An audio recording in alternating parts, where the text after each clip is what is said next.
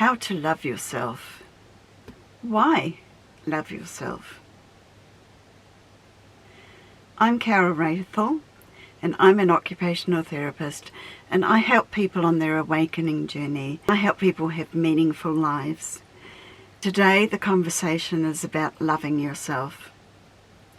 Perhaps you've been abused in your life and you've noticed that you're saying horrible things to yourself. You don't love yourself. Most people who are abused don't until they learn to.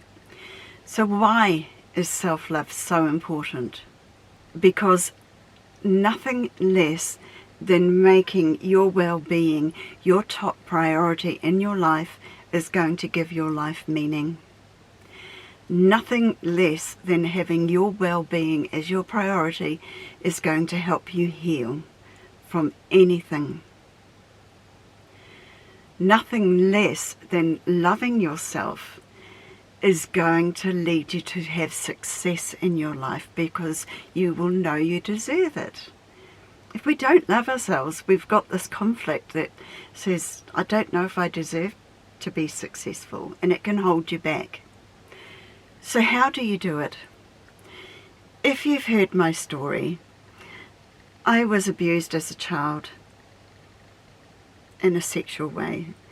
I was also raised by a narcissist, so I grew up with a sense of shame of being who I am.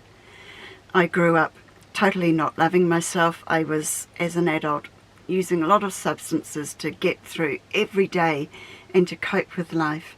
And I had this fear that nobody else actually find out who I really am, because they won't like me. I went from relationship to relationship with a person who abused me, and I was a chronic people pleaser. And it all came to a head in a living situation. I did something I would never have considered doing. I overdosed and almost lost my life. And I remember waking up in the hospital and hearing them saying blood pressure 80/40. I knew that 80/40 is really unhealthy. Like the normal is 120/80 when the blood pushes through, and 80/40 was really weak. And I knew I had a choice to make. I could let myself die, or I could choose life. And in that moment, I just had this absolute knowing that I had to choose life. So I chose life. And when I chose life, I was gifted with the knowledge that I had to learn how to love myself in order to heal. And it was the key. I had no idea how. I looked online, I couldn't find out much about loving yourself, except people saying you have to love yourself. So I set out on a journey to find out how. The first thing I did, and the first thing I recommend you do if you're recovering from any type of abuse, especially if it happened in childhood, even a child at school saying something mean to you or bullying you can lead you to not feeling good about yourself. So no matter what it is, in childhood, part of us stops growing. Part of our soul gets lost. We need to reparent that inner child part of ourselves. You can go within and feel where you're feeling the pain. It could be in your heart, in your solar plexus, or in your gut. But connect with that pain and just place your hands over it and say, I'm sorry that it happened, but we're going to work together and we're going to get over this. From that moment forward, have a little bit of a running commentary in your mind that is like you would if you had a little child with you. You would be talking to that little child. You'd be telling them they've done things well. You would be saying, wow, I think you did that really well. I really like the way you made that salad sandwich. Whatever it is, say that to yourself. Just love that little child. Give yourself hugs. And just enjoy having a cuddle with yourself. Hold yourself when that little child feels hurt and let it cry. Comfort it. Comfort yourself. Let the tears come. What happens when you open up your heart to your inner child and you start to love that child? You're going to be removing the emotions that have been blocking that love from coming through. And the way we release those emotions is to cry, to get angry, to feel sad. Let it happen. Let it happen. Let it come out. If you watched my last video, we've got to feel to heal. So you can love yourself by just comforting and by talking to yourself in a loving way. If you can't do it to yourself, do it to the inner child. Because your subconscious mind has no idea of time. So what you're doing today can time travel back to when you were a child and the event happened in your subconscious mind. That can happen. And it can rewrite your history when you've changed that scenario. It's one of the remarkable things that I also do in hypnotherapy, is we can rewrite history, because the subconscious has no idea of time. And you would know this, like when you think back about something that was really awesome in your life, you can feel that awesome. You get those feelings because your subconscious feels it as if it's happening now. And the same thing with the trauma. When you remember it, you feel it as if it's happening now. The subconscious cannot tell the difference. And that's a wonderful thing that we can use to heal.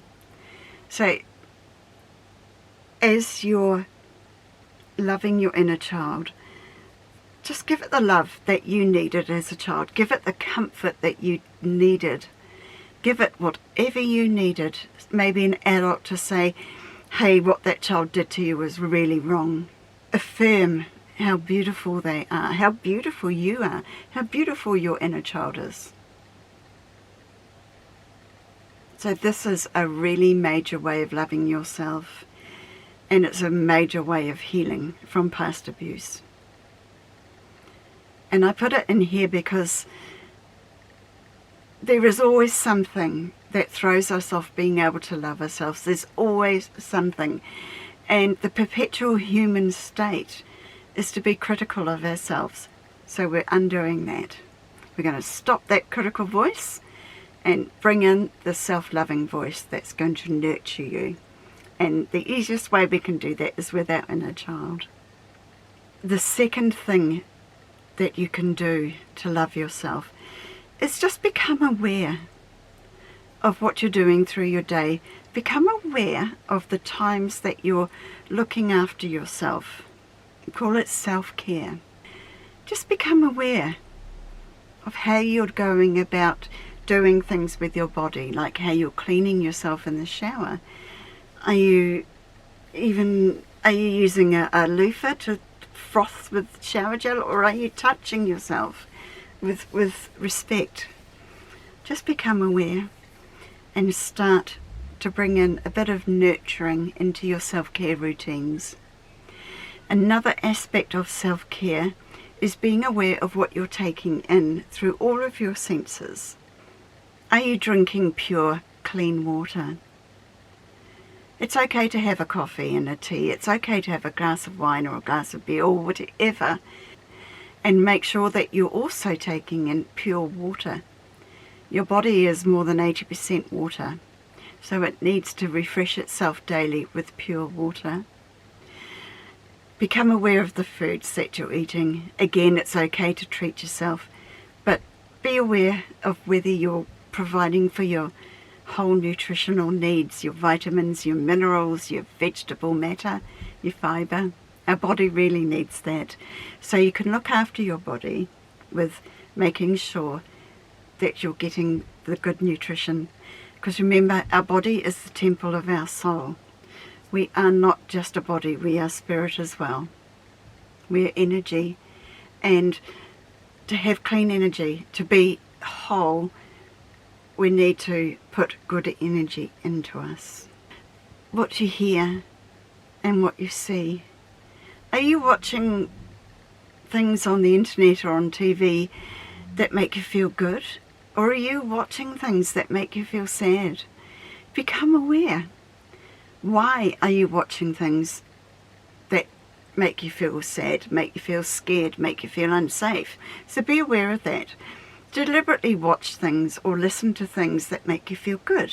Just become aware of what's coming in and let it be something that nurtures you. Another sense that we can talk about is touch. Who is touching you in your life? Are they touching you in a loving way?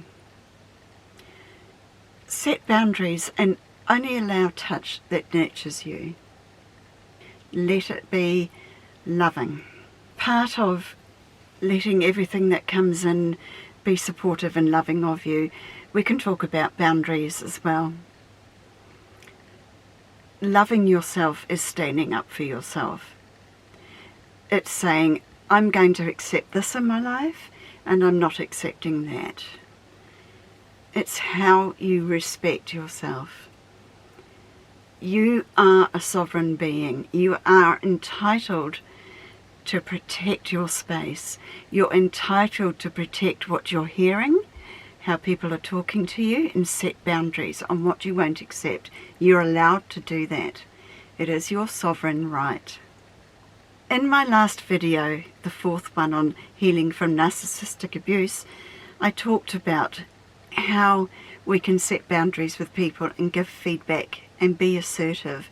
You might want to go and watch that one if you're recovering from abuse. That video is full of really important information on the key things that you must do to heal from abuse. This video is diving deep into the self-love aspect that I talked about in that last video. I highly recommend you get a journal and you start to write these things down. I highly recommend that you make loving yourself your #1 priority in your life right now. Nothing else matters other than that you are taking care of your well-being, because you matter. Self-love matters. So I'm going to look forward to seeing you in video number 2 on self-love. I will be waiting for you in the next video. Bye for now. Love yourself.